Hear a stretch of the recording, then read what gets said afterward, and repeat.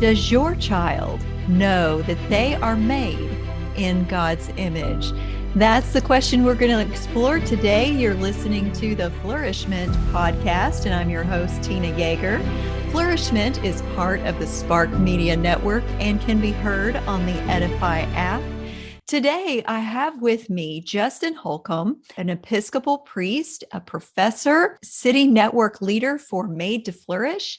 He also serves on the boards of Grace Heart Support and Leaders Collective, and he's co-authored or authored more than 15 books. I also have with me his co-author, Lindsay Holcomb. She's co-founder of Rest Together, and she and her husband, Justin, conduct a variety of training seminars on how to prevent, recognize, and respond to child sexual and domestic abuse.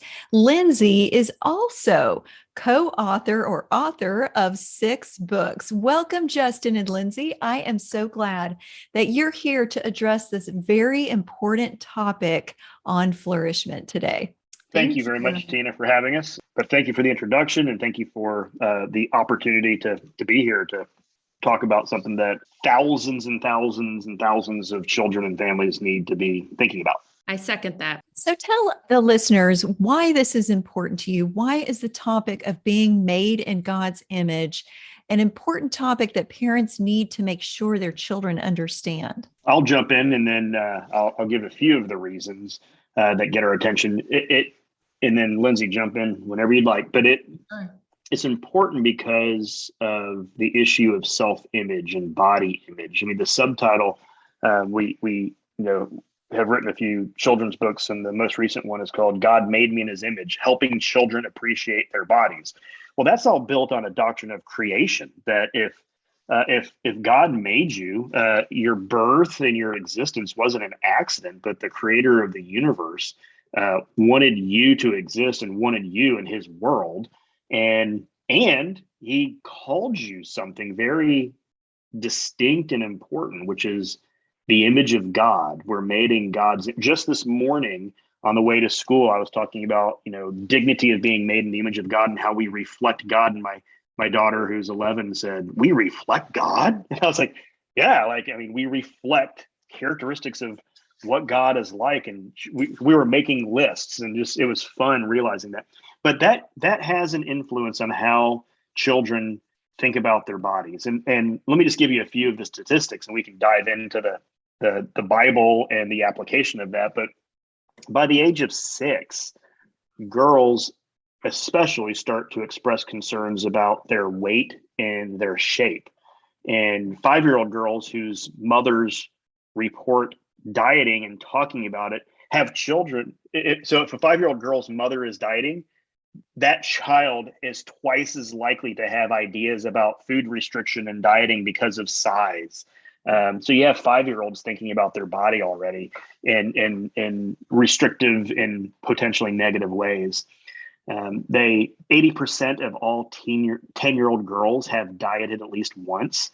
I mean, our girls are 11 and 13. The idea of them, 80% of their peers last year and 2 years ago dieting, that's heartbreaking. And so there's some other ones. By the age of 10, 1/3 of girls and 25% of boys say how their body looks is their number one worry.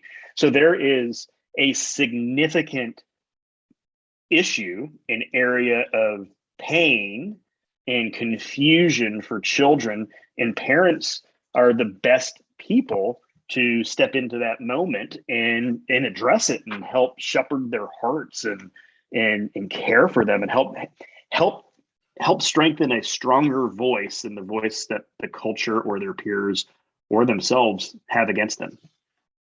Exactly. And just to add to that, if we aren't having these conversations with our children, someone else is going to, and it's probably not going to be a voice that we want in their heads. Just as Justin said, the statistics, they're heartbreaking, they're staggering.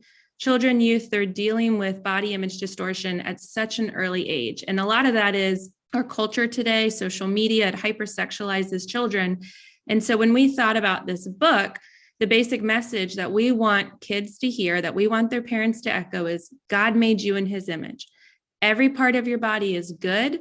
because God made every part and called them good. And so that's the foundation that parents can then work from there. And if we aren't delivering that message and kind of weaving it throughout conversations and things that we're watching or reading together with our children, or just as we're helping them interpret the world, there's going to be other voices in their head. And so the basic premise of our book was, how can parents use that truth of God made you in his image to steer the conversations that kids are going to be having about, why am I not strong enough? Why am I not tall enough? What's wrong with me? Why can't I do this? Everybody else is doing this.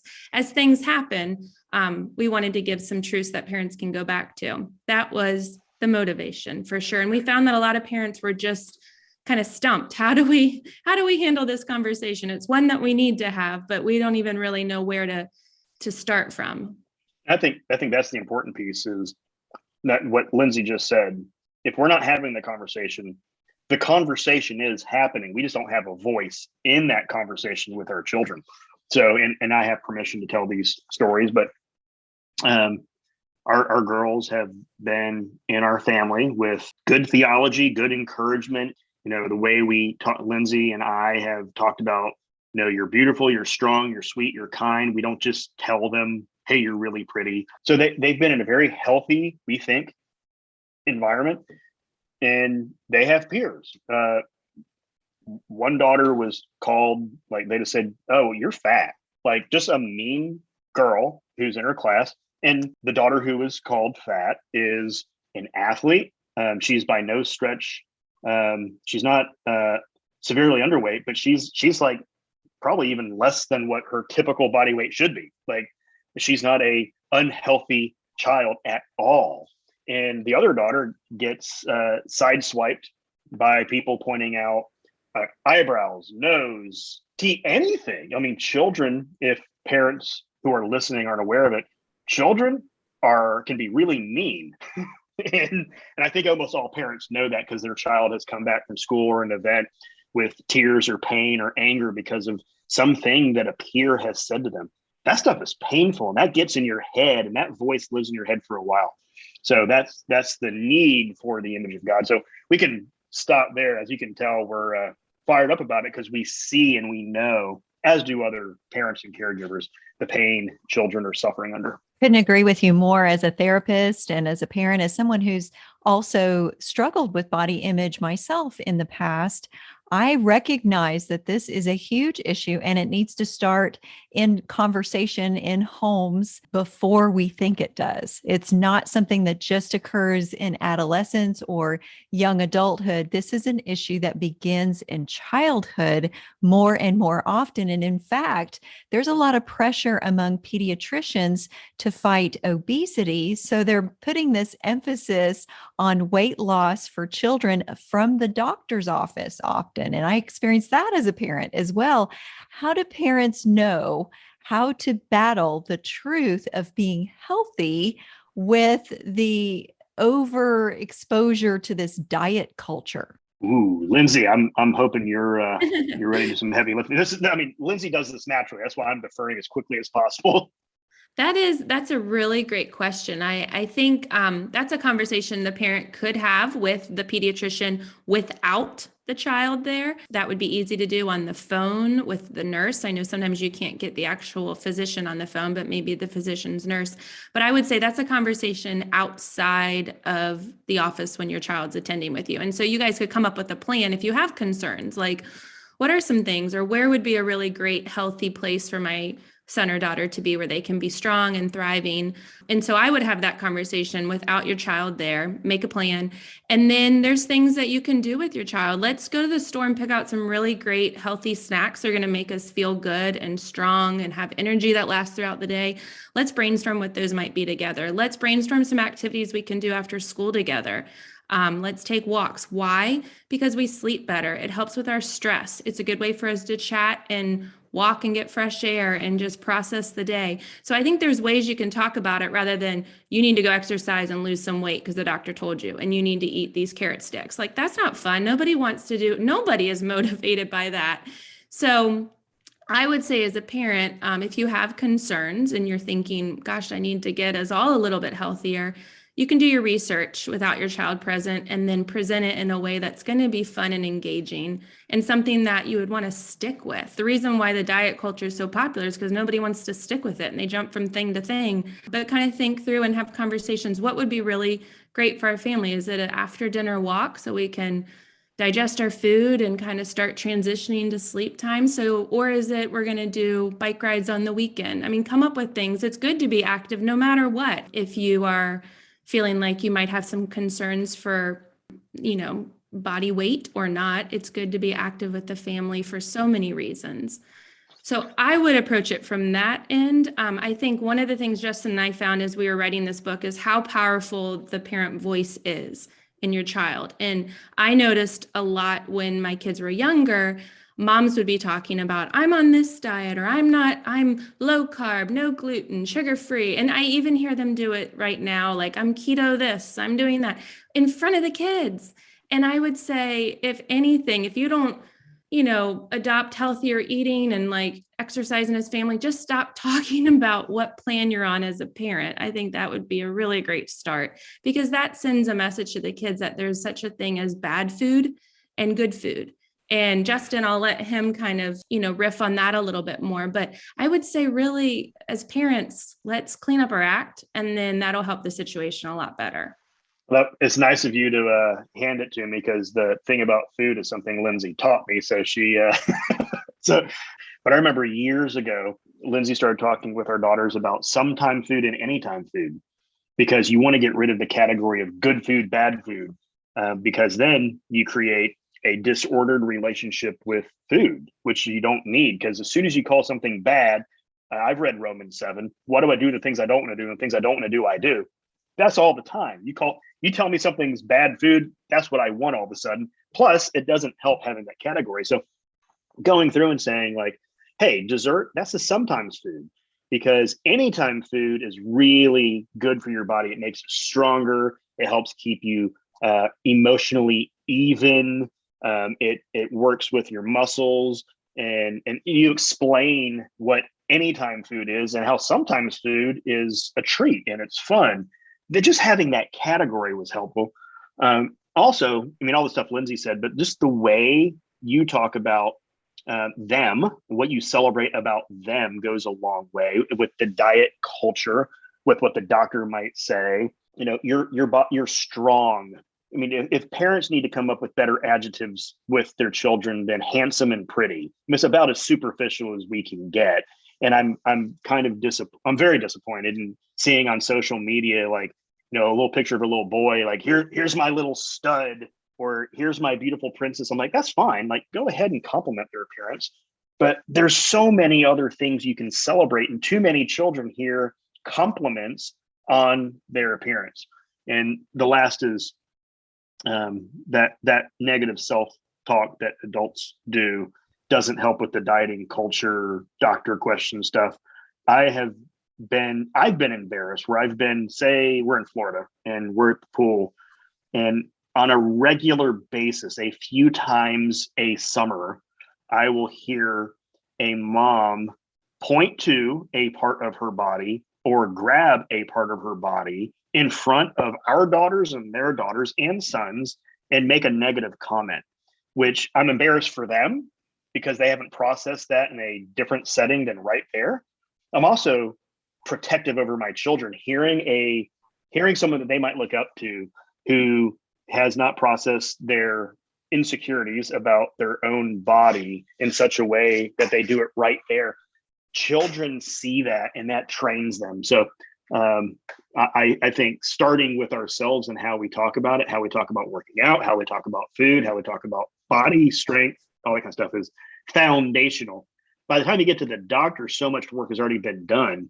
And the question's really powerful, because here's the irony. Childhood obesity has tripled since the 1980s. So while we have this increase in a diet culture, kind of body image obsessed culture, hypersexualized, all of that, the fruit of that is actually obesity growing. And so it's that those go together in my understanding, not separated. So there has to be a holistic, healthy way of talking about body size and weight that is about health, not about image. Talk a little bit about bullying. I think that's an important topic to cover when you're discussing with your children how they're made in God's image and how they can believe that over the things that are being said against them in conversations with other children. Well, one thing to remember is that the people who bullied when we were in school, some of them have just grown up and now they're parenting kids and they haven't learned that skill. So it's been difficult seeing some of the bullying, but also some of the just not technically bullying, but just very insensitive, kind of almost non-reflective, and if I'm being honest, clueless things that parents, Christian parents, like just the way they engage their child. I'm thinking, you have to help these children figure out how to live in this world. And bullying is not it's not because they're strong and aggressive, it's out of pain and insecurity. And so we have actually talked about this quite a bit, both about bullying, but also just very mean or insensitive behavior. With our children, our daughters, it is, okay, what actually happened? What was said? And so that's the story. What is the emotion? What does that actually do for you emotionally, to you? Like, are you angry? Are you embarrassed? Are you sad? Are you hurt? Like, what's the emotion connected to that bullying behavior?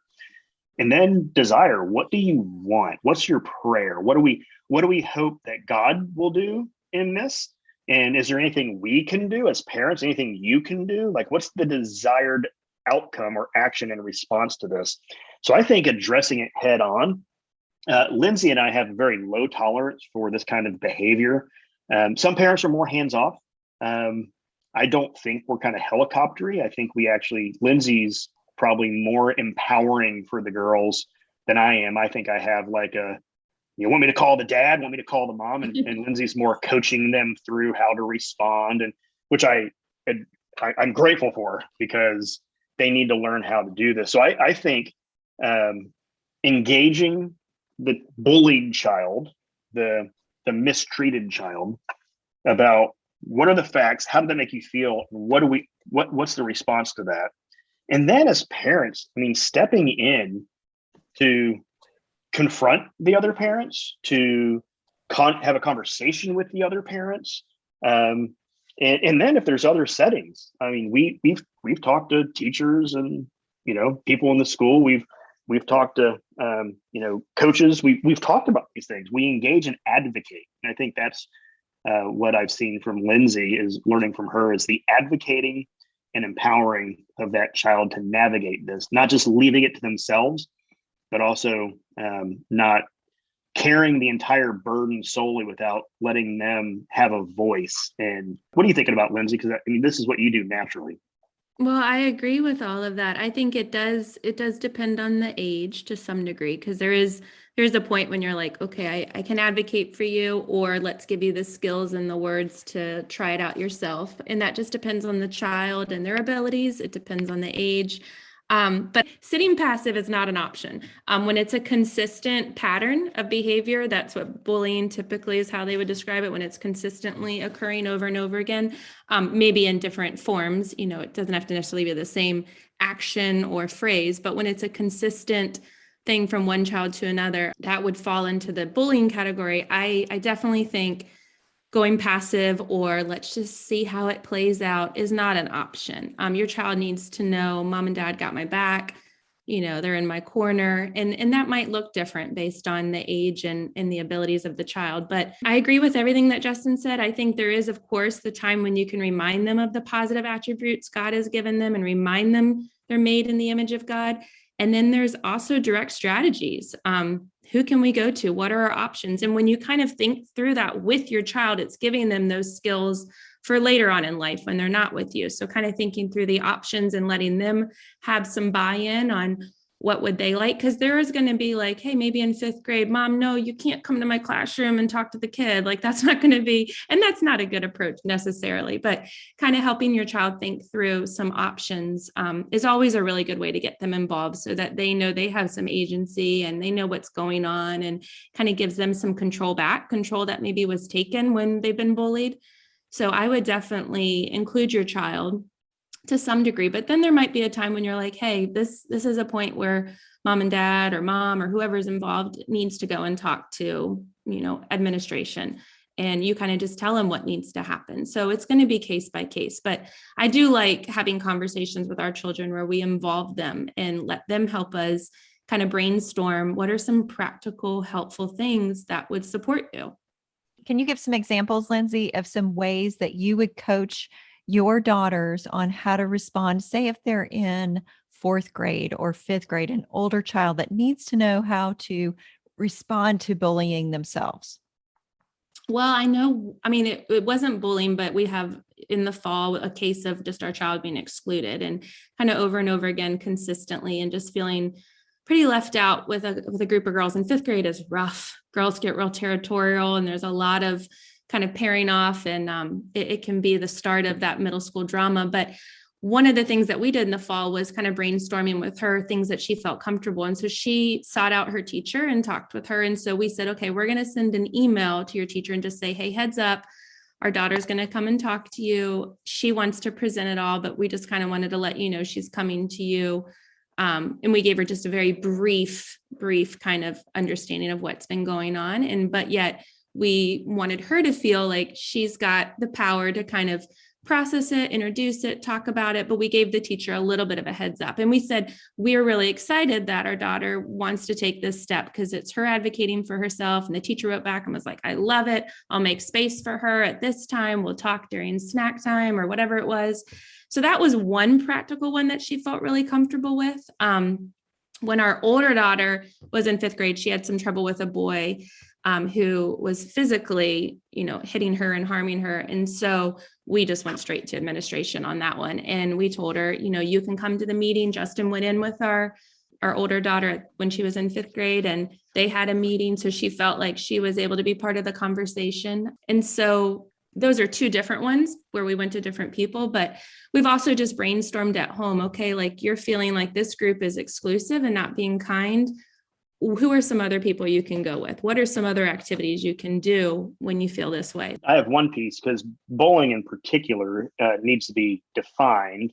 So let me just give a quick definition because this is helpful and people can kind of listen back and rewind, but it's unwanted. And I teach a class called Abuse and the Church. So I have to talk about bullying, child bullying, but also workplace bullying and spiritual abuse and spiritual bullying. So this is actually the category is important to be clear on.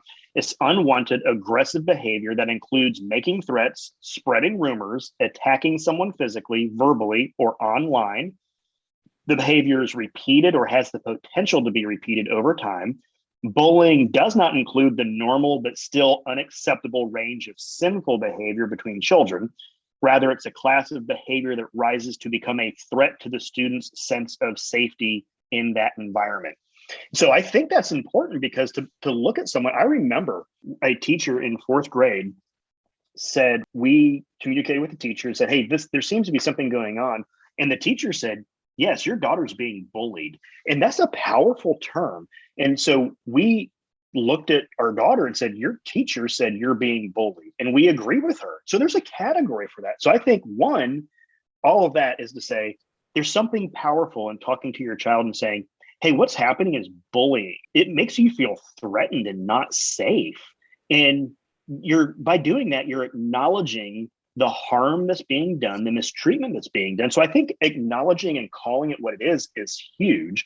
And then depending on where you are, many schools have policies on this. And so saying, you're being bullied. Do you want to go to the administration by yourself, depending on age? Do you want us to do it for you? Do you want to go together? I think seeing what kind of agency they want to have is important. But I think the benefit of having a definition is it escalates appropriately and acknowledges the reality of what's happening as opposed to minimizing it. A bully is going to minimize their behavior. And unfortunately, too many Christians under the category of grace minimize behavior and go, oh, well, boys will be boys. Sometimes girls are girls, they're mean. No. There's a difference between mean and bullying. And let's be clear on what we're talking about. So I think that's helpful to do with children, is acknowledgement. And it's important to recognize if this is going on in youth group, to talk to the kids, whether they're being mean or they're bullying, about whether or not that's okay. And so what do we do when we're talking to our kids about being made in God's image as equally being made in God's image, not one person being more in God's image than someone else? This is actually where what the Bible says in the theology of the image of God has such a practical response to that question. I mean, think about in Genesis 1, let us make man in our image, man and woman, God created them in God's image. So first, men and women are equally God's image. That's one thing that we still need to be very clear about, unfortunately. Women aren't a copy of the copy type of thing, which some people make it sound like. But the reason that was stated, I believe that Moses wrote Genesis, and inspired by God. So, God inspires Moses. So the Bible is 100% God and 100% human at the same time. Moses wrote it, inspired by God, faithful and true and authoritative. But the human author was Moses. God had his author write to God's people to tell them who they were. Moses was writing to who? He was writing to people who were slaves in Egypt.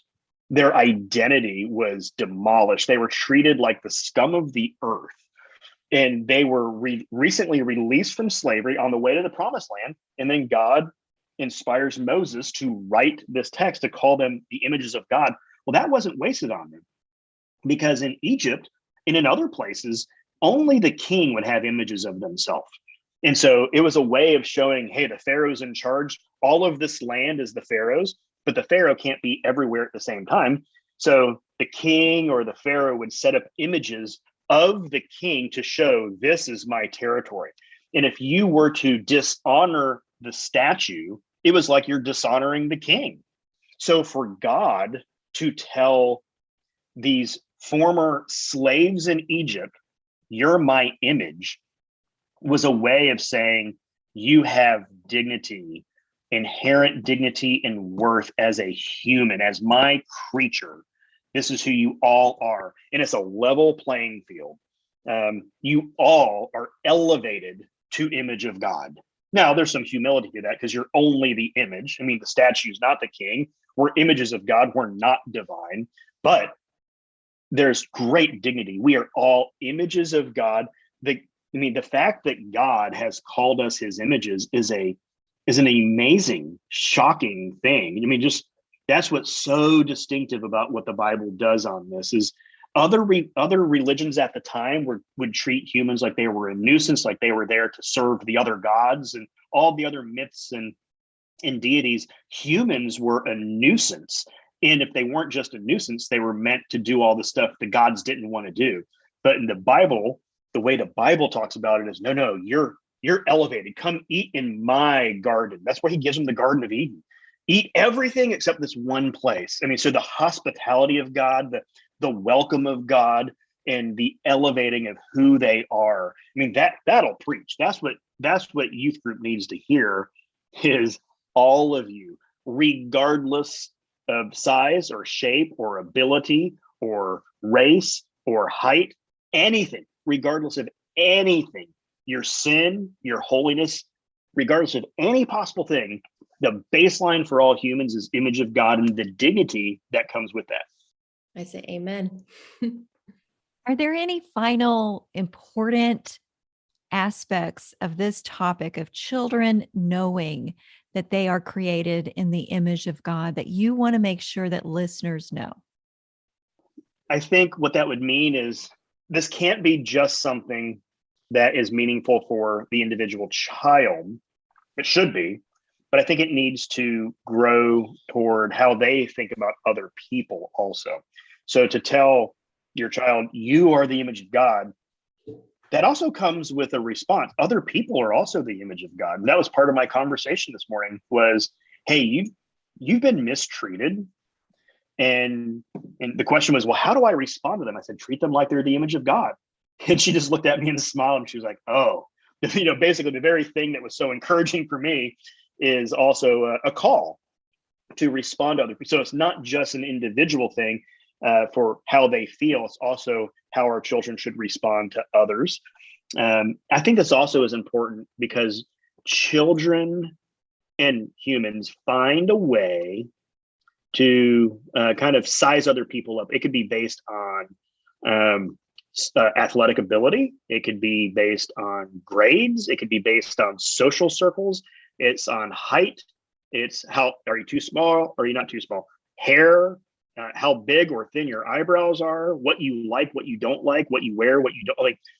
The world, as C.S. Lewis referred to it, is filled with the inner ring. There's inner rings everywhere. Everyone's looking to be in one. And so this is the pattern of the world. And being in the image of God says, you know what? Craving to be in the inner circle in every single place is not something that we need to worry about because we have a greater identity as the adopted children of God. And so I think that helps with kind of the negative self-talk. It helps with honoring other people. You can still honor other people's dignity without putting up with their bullying. So those are a few things that I think are practically helpful. Anything from you, Hun? I think just adding to that, you can talk to your kids about how God has helped you as the parent see your body the way that God sees it, and calling out the things that make you strong or smart or creative. And because we talked about, Justin mentioned, don't mention the diet you're on, telling your kids like, I feel really good. Like I've been training for X, Y, and Z, or today I did this, or I tried this new thing, and just kind of framing it how God has helped you learn to see your body the way he sees it. Even though you still forget to see your body that way sometimes, that might be a really helpful conversation that your kids hear you talk about. And I think there's some other practical ones, making a list with your kids that could be really fun of what are some things that you can't do yet, but you're working on. So it's kind of building that, what we call like a growing in grit list. Like I can't do this yet, but I'm working on the skills that may lead to this. And so that helps the child not just stay stagnant in the, I can't do this, or I'm not good enough. I'm not tall enough. I'm not fast enough. It's like, well, maybe you can't do it yet, but my goodness, no one starts out like, running a 5-minute mile. No one starts out being able to do this overhand serve in volleyball. So things you can't do yet, but you're working on, or new things I want to try and learn. What are some things that I need to start learning and doing to accomplish these goals? And so making that list with them could be a really fun activity for you and your kid, for the family as a whole. Like, let's make a list of things we want to do together. I think that's a really helpful way to help them see what are the steps to get to maybe a place they want to be athletically or creatively with art, any sphere of, I guess the world that they want to go into. Kind of helps them plan and make some really positive goals that you can kind of help them walk through and celebrate as they get through each step. And then maybe talk about, hey, that didn't work. Let's try this. On the kind of pastoral side, on this image language, there is something powerful to reminding them that they are inherently dignified by being images of God. There's an added kind of good news to that, is that it was so important to God to redeem them that the second person of the Trinity took on human nature in a body, and he knows what it's like to have a body and to experience betrayal, to be bullied and lied about. And you start talking about Jesus as the perfect image of God, who restores our image of God. Make sure we don't just stop with Genesis, which is a wonderful place. But after Genesis takes place in Genesis 1 and the dignity, you have the fall in Genesis 3. And God wasn't happy with just leaving things where they were. God acted to redeem, and acted in the person and work of Jesus Christ, who is the perfect image of God, who has experienced what it means to suffer as an embodied creature of God. So I think you can make a beeline to Jesus too, which would be wonderful for children to notice. He's not just the distant authoritative king He's the Lord, but he's also the guy from Nazareth who no one thought much of. And the way he was treated connects with many ways that we suffer today, adult or child. That's really good. I wish we could go on further, but we are running completely out of time. I know that you have so much rich content to offer, and you could probably go into how each child is made for a specific purpose and go on and on and on. And that would be really rich material. But listeners, you do not have to just settle for what you're hearing today on the broadcast. You can actually connect with Justin and Lindsay and obtain their materials. How can listeners connect with both of you and all of the wonderful resources and books that you have to offer them? Well, the 2 children's books are available on Amazon and, Lifeway, anywhere books are sold. The one we were referring to most of the time is called God Made Me in His Image. God Made Me in His Image, Helping Children Appreciate Their Bodies.